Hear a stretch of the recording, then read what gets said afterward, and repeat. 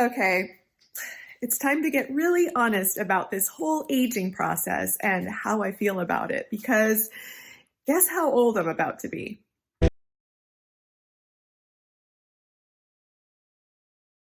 So I guess it depends when this video drops. I'll either already have had my birthday or just about to, but I'm about to be or am 49, and it's crazy. It feels so I don't feel any different, but on a like mental level, it's so bizarre to me to be reaching the end of my fourth decade when I still feel like I was enjoying my 20s just, a couple weeks ago.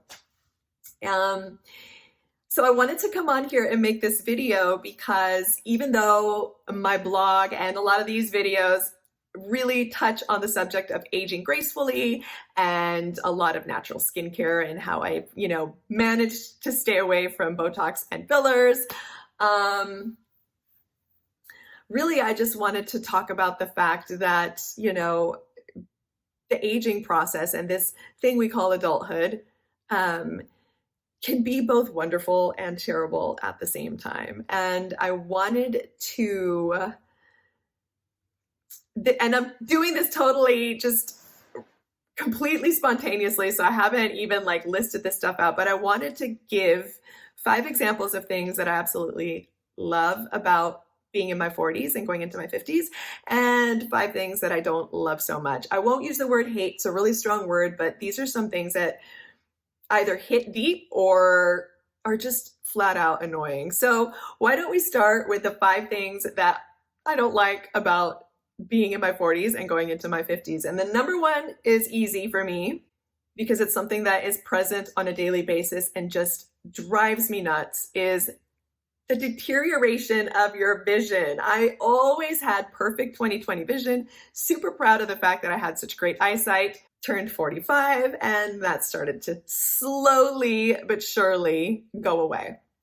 And now I permanently have glasses on my head, glasses in every room in the house, glasses in my car, glasses in my purse, because I need them to read. I can see perfectly fine anything that's in the distance, but if it's close up or semi-close up, I need these guys. And I don't even qualify for contact lenses because my vision is good enough not to need them, but bad enough that I need these. By the way, remember when you were much younger and you'd see little old ladies at church or at the supermarket and their eyeliner was all the way down here? Now I know why. Because trying to put your makeup on when you can't see yourself, it's the most crazy making thing. So it's like this, you're constantly like this, oh my gosh, that's something that I absolutely hate. And I understand that vision can be a thing that happens when you're much younger, but on a broad, typical scale, you really, really start to see changes in your vision, typically around 45. That's when it started for me. And unfortunately, ladies and gentlemen, it doesn't get better. So your prescription just keeps getting a little bit higher and your lenses a little bit thicker, but it is what it is. Vision is vision. We appreciate what we have, but don't take for granted your perfect vision because it will go away someday. So that's the number 1 thing. Number two, the changes in your body, particularly for us women, perimenopause. It can start as early as 35, sometimes younger for some women. For me, my first throes or my first introduction into perimenopause, 47. And it started with some hot flashes and not being able to sleep and severe health anxiety. So I did my homework and I found 7 things, which I'm going to link the video for that below, that really has helped me manage my perimenopause symptoms. But even with well-managed symptoms, there are just things that are changing in your body. Perimenopause, I like to say, is like puberty in reverse.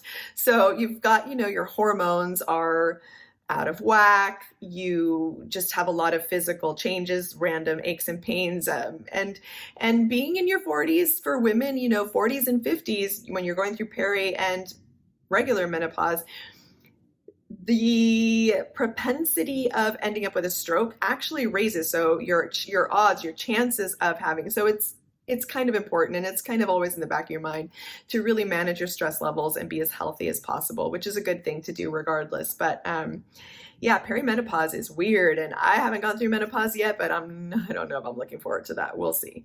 So it's no fun, but it is just part of life, and we do deal with it.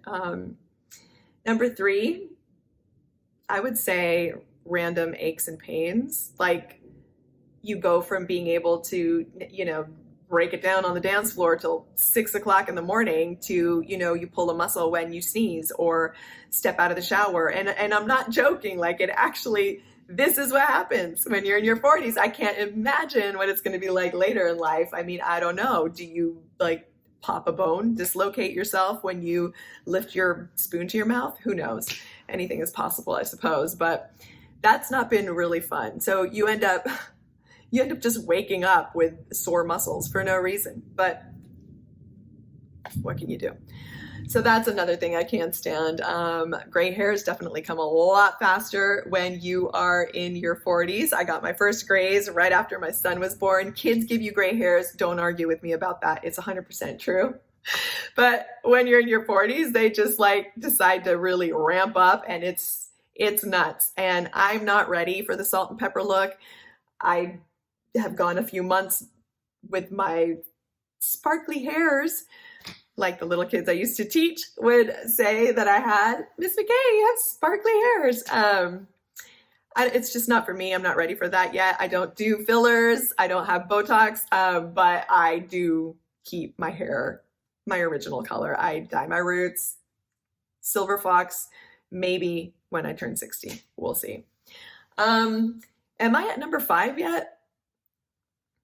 I can't remember. I suppose so. Let's say yes. Like I said, this is spontaneous. I'm not scripted, so let's just go with it. So number 5, I've left the serious one for last. And number 5 is mortality. You really, really start to feel your mortality when you get to this point. And the reason for that is that you come to the realization that your life is half over. And it sounds terrible and negative and morbid, but it's just the truth. We've come this far. We don't have, very few of us will have another 49 or 50 years ahead of us. So it's a bit sobering, but I think it also puts a lot of things into perspective. And so we'll talk about that when I come to my top 5 good things that I like about being in my 40s. But along with that, or one of the first things I think that once you're in your 40s that hits you when you really stare mortality in the face is the loss of a loved one. So I lost my dad a few weeks before my 41st birthday. In the span of 3 months, 5 of my other friends also lost their fathers.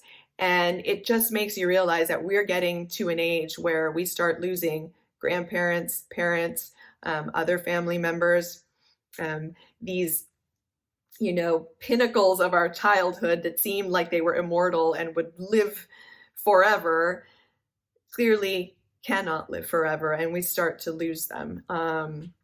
And that's a difficult thing to come to terms with. People can experience grief and loss of a loved one at any age, but it just really starts to become almost the norm once you enter into your 40s. It's the wheel of life. We can't stop it, but it is difficult to deal with nonetheless. And often at this age range, we also start to lose friends, be it for, mental health issues or physical health issues. Like I said, for women in their 40s and 50s, strokes are not common, I would say, but definitely there's a much higher risk for them, and other things like cancers, diabetes, heart disease. There's so many different things that start to rear their ugly heads around this age. And it just makes you realize that much more how proactive you need to be about your health. So now let's talk about the 5 things that I love about being in my 40s and look forward to in my 50s. I want to say that I'm a lot more comfortable in my own skin than I was before. I worked in the modeling industry for well over 15 years. And even then, I don't think things were as much of a mind screw as the kind of world we live in now with social media, bombarding you with images of physical perfection and all the amazing, wonderful things you should have. I look at that stuff, and I'm not going to lie, there are moments where I have to remind myself that I am not going to look anything like a fully filtered 20-year-old fitness influencer, because I don't even know how to use those filtration apps. I'm 48, going on 49. Two babies have come out of this body, and I'm just not going to look like that, no matter how much I work out or how healthily I eat. And I also don't want to waste so much of my time obsessing about that, because ultimately it doesn't really matter. So I just don't care that much anymore. I mean, if I wear the same exact outfit every single day for a week, I do laundry, so don't worry. You know, it doesn't matter. And I see younger people, be it teenagers, 20s, even 30s, that are so worried about their appearance and what they look like, and that they need to have certain labels and dress a certain way and look a certain way and have certain things and go on trips and take pictures of their food and just all of this. And it's just not part of my world. And I love that. I a little bit have to play into it because I have a presence on social media, because in order to run your own business, you kind of have to. But at the same time, it doesn't take up that much of my mental real estate as it does for a lot of younger folk.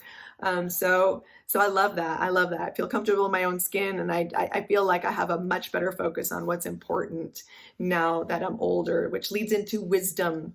So yes, you can be wise at any age, but in conversations that I've had, even with people in their mid-30s, there's just something there. And I'm not trying to upset anybody. If you're younger and you're watching this, it's only because you have to go through the trajectory of life to pick up certain things. So the older you get, the more of those things you pick up. There are people in their 50s and 60s that will look at someone in their 40s like myself and be like, you're still a kid.